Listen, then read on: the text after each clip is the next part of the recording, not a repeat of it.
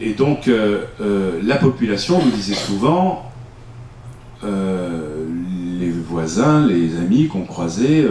nous disaient souvent, bon, c'est bien ce que vous avez fait, tout ça, vous allez être élu, mais une fois que vous allez être élu, vous allez faire comme tout le monde. Voilà. Finalement, tout le monde analysait, vous voyez la cote que la politique a, bien qu'elle soit meilleure dans le cadre municipal, tout le monde disait, bon, ils ont fait ça pour être élus, finalement. Hein,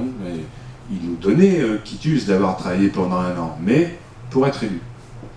Et effectivement, moi j'ai senti que c'était à peu près en 2017, au bout de 3 ans, qu'on avait à peu près convaincu l'ensemble de la population que chacun pouvait avoir un rôle dans les projets, dans les décisions.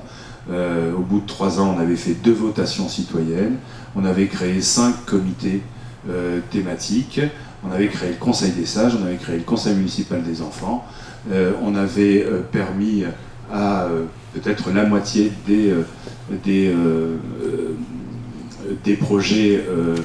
qui se mettaient en œuvre sur la commune de jaillir depuis ces comités et pas depuis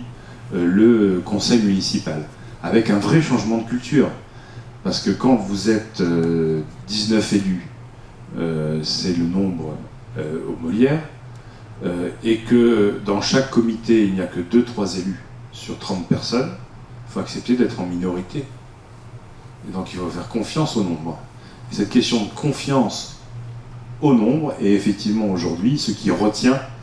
la plupart des animaux politiques